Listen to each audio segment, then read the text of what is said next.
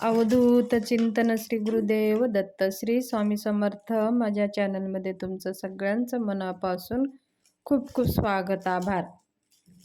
चला तर मग आज आपला विषय आहे मकर संक्रांतीच्या दिवशी कोणकोणत्या वस्तू दान करावेत आणि कोणत्या वस्तू दान करू नये.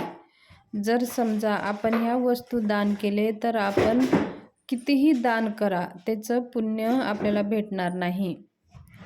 99% लोक किंवा महिला ह्या चुका करतच असतात की त्यांना माहिती नसतं की कोणत्या वस्तू दान द्यायचे असतात आणि कोणत्या वस्तू दान किंवा वाहन. आपण संक्रांतीच्या सुवासिनी महिलाला बोलून वाण देत असतो. मग त्याच्यामध्ये पण काही आपल्याकडनं चुका होत असतात. तर ते कोणकोणत्या चुका आहेत आणि कोणत्या वस्तू आपण दान देऊ नये हे सगळं सविस्तर ह्या व्हिडिओमध्ये आज पाहणार आहोत. व्हिडिओ स्किप करू नका, पूर्ण पहा. बघा, संक्रांतीचं हे सण 3 दिवसाचं सण असतं. भोगी, संक्रांत आणि मग नंतर कर. ह्या 3 दिवसामध्ये आपण जास्त कुणाला अपशब्द बोलू नये, कुणाचे मन दुखू नये आणि कुणाला फसवागिरी असे हे धंदे करू नये. घरामध्ये शांतता ठेवावं. बघा, म्हटलं जातं की नवीन वर्षाचा हा सण आहे भोगी. भोगी म्हणजे नवीन वर्षाचा सण आहे भोगी. ह्या दिवशी जर आपण काही असं कुणाशी वादविवाद केले, भांडणे केले तर ते असेच 3 वर्ष टिकून राहतात अशी एक मान्यता आहे. पण तसं काही नसतं. पण शक्यतो हे 3 दिवस आपण आपल्या घरामध्ये किंवा आजूबाजूला आपल्या कामानिमित्त 3 दिवस सगळ्यांना प्रेमानंच बोलायचं आहे, प्रेमानंच राहायचं आहे आणि अपशब्द बोलायचे नाही. वादविवाद होणार आहे तर तिथं थोडंसं आपण टाळायचं आहे हे 2-3 दिवस. तर जास्त वादविवाद करायचं नाही. तर ह्या गोष्टी आपल्याला ह्या 3 दिवसामध्ये पाळायचीच आहेत.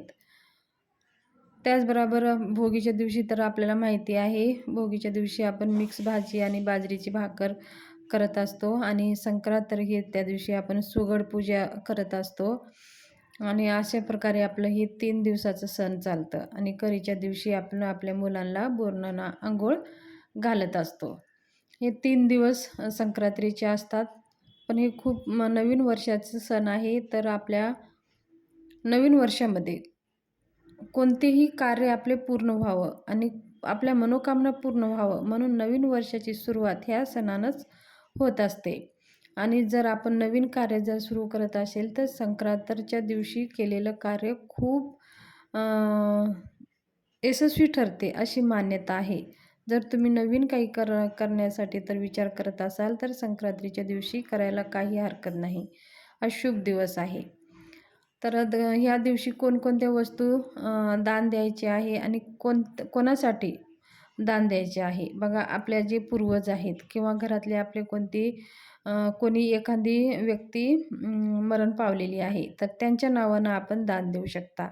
म्हणजे दान म्हणजे काय की आपण असं काय करतात, आपल्या घरामध्ये उबदार कपडे खूप दिवसांनी पडलेले आहेत, एखादी रजाई आहे, आपले स्वेटर आहेत, आपण वापरत नाही, नवीन घेतलेलं आहे, ते घरातच पडलेलं आहे.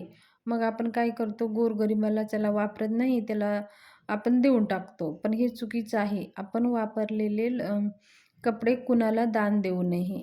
हे अजिबात त्याचं फळ तर आपल्याला भेटणारच नाही, पुण्य तर भेटणारच नाही आणि काही त्याचं आपल्याला दोषसुद्धा लागू शकतं. म्हणून आपण ज्या काही वापरलेल्या वस्तू आहेत हे दान म्हणून कुणाला देऊ नये. म्हणजे ह्या दिवशी जे दान केलेलं खूप पुण्य मानलं जातं आणि ते खूप त्याचं चांगले परिणाम आपल्याला भेटत असतात. म्हणून ह्या संक्रांतीच्या 3 दिवसामध्ये आपल्या गेलेल्या माणसाच्या त्यांचं नाव स्मरण करून आपल्याला दान द्यायचे आहे. आणि ते नवीन कपडे असावं, नवीन रजाई असावी, नवीन स्वेटर असावं. कसं आता थंडीचे पण दिवस आहेत आणि गरजूंना दान द्यायचं आहे. ज्यांना की आपण जे दान देतो ते घेऊन ते संतुष्ट व्हावं, त्यांना वाटावं अरे मला ही वस्तू भेटल्याने मला खूप म्हणजे चांगलं आधार झालं. अशा लोकांना दान द्यायचं आहे. आपण कुणालाही दान देतो, पण त्याचं काही महत्त्वच नाही, कारण का त्यांच्याकडे त्या वस्तू भरपूर आहेत. तशा लोकांना दान द्यायचं नाही. ज्यांना हवं आहे त्यांनाच दान द्यायचं आहे. मग जशा गरजूंना जर दिलं तर ते संतुष्ट होतात. आणि ज्या साठी आपण दान करतो आपल्या पूर्वजांसाठी स्मरण करून दान करतो, मग त्यांच्या आत्म्याला सुद्धा संतुष्टी भेटते. अशा प्रकारे आपल्याला दान करायचं आहे. जुने कपडे, ठेवलेले कपडे अजिबात तुम्ही दान करू नका. दुसरी म्हणजे आता बघा सवाशिनी महिला आहेत. आपण वाहन देत असतो, संक्रांतीचं वाहन देत असतो. 50% महिला काय करतात की संक्रांतीच्या दिवशी महिलांना हळदी कुंकू लावून काही वस्तू दान, म्हणजे आपण त्याला वाहन म्हणतो, ते देत असतात. आणि त्या वाहनामध्ये काय करतात की प्लास्टिकच्या वस्तू देतात. प्लास्टिकच्या वस्तू दानमध्ये वर्ज्य आहे. अजिबात प्लास्टिकच्या वस्तू आपण दान देऊ नये. त्याचं तर पुण्य भेटणारच नाही, फळ पण त्याचं आपल्याला भेटणार नाही. उलट आपल्याला दोष लागतं आणि त्याचं काही महत्त्व पण नाही आहे. बघा आपण कुठंही दान देण्यामध्ये प्लास्टिकच्या वस्तू कुठं दान देतो का? तर अजिबात देत नाही. तर कोणतेही कितीही महाग असू द्या त्या वस्तू, प्लास्टिकच्या वस्तू दानमध्ये, वाहनामध्ये अजिबात वापरू नये. बायका काय करतात की चला चहा गाळायची तर ती ही चाळणी असते ती घेऊन येतात, किंवा पिठाची चाळणी घेऊन येतात, किंवा एखादी प्लास्टिकची अशी भाजी वगैरे धुण्यासाठी असे टप घेऊन येतात. ह्या सगळ्या वस्तू आणतात आणि मग देतात, पण हे चुकीचं आहे. या 99% महिला ह्याला माहिती नाही की हे वाहन आपण द्यावं की नाही द्यावं. तर सगळ्या महिलांना मी सांगते की प्लास्टिकच्या कितीही महाग वस्तू असू द्या, अजिबात देऊ नका. जर तुम्ही छोटी वस्तू घ्या, दुसरी काही पण घेऊ शकता. मग वाहनामध्ये तुम्ही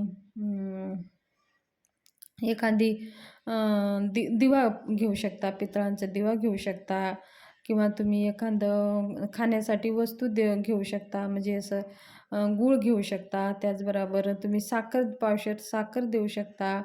असं काहीतरी त्यांना वापरायला पण यावं आणि त्या दान देण्याच्या वस्तूला काही महत्त्व पण असावं. अशा वस्तू जर आपण दान दिले, किंवा आपण साखर दिली, किंवा गूळ दिला, किंवा आपण डाळ दिली, पावशेर डाळ दिली, किंवा आपण फळं दिले, नाहीतर मग दिवा दिला, एखादी वाटी दिली, किंवा एखादी प्लेट डिश दिलं, अशा वस्तू आपल्याला दान द्यायच्या आहेत. प्लास्टिक आणि लोखंड ह्या 2 वस्तू सोडून आपल्याला ह्या वस्तू दानमध्ये द्यायच्या आहेत. किंवा आपण जर एखादी आध्यात्मिकमध्ये असाल तर तुम्ही स्वामीचरित्र सारामृतांचं एखादी पुस्तक दान देऊ शकता. ज्ञानदान म्हणतात त्याला. किंवा आपण विष्णूशास्त्राचं एक पुस्तक आणून तुम्ही दान देऊ शकता.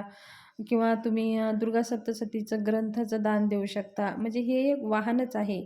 एकतर त्यांना जर आवड असेल तर ह्या वस्तू तुम्ही गीता दान देऊ शकता, गीताही दान देऊ शकता. छोटे छोटे पुस्तक आपल्याला भेटतात, त्या वस्तूसुद्धा आपण वाहनामध्ये दान देऊ शकता. म्हणजे एकतर आपलं ज्ञानदान पण होईल, म्हणजे त्यांनी पण वाचेल, त्यांचं ज्ञान वाढेल, आणि आपल्याला पण त्या वाहनाचं दानाचं पुण्य प्राप्त व्हावं. अशा वस्तू आपल्याला वाहनामध्ये दान द्यायचे आहेत. नंतर ह्या सगळ्या काही लोकांना माहिती नसतं. मग मी तर खूप जागी अशी पाहिलेली आहे की प्लास्टिकच्या वस्तूसुद्धा वाहनामध्ये दान देत असतात. हे चुकीचं आहे. काही लोकांना माहितीच नसतं की कोणतं वाहन द्यावं आणि कोणतं देऊ नये. तर सगळ्या महिलांना मी सांगते की कोणतं वाहन द्यावं ते शुभ असतं, हे माहिती मी तुम्हाला शेअर करते आहे. तर तुम्ही हा व्हिडिओ आहे ना जास्तीत जास्त लोकांना शेअर करा, किंवा तुम्ही माहिती दुसऱ्याला सांगू शकता. तर हे दानाविषयी माहिती शेअर करायची होती. जर माझी माहिती कशी वाटली, माहिती जर आवडली असेल तर चॅनलला सबस्क्राईब करा, शेअर करा, एक लाईक करून कमेंट जरूर करा. धन्यवाद. शुभ दिवस जाओ.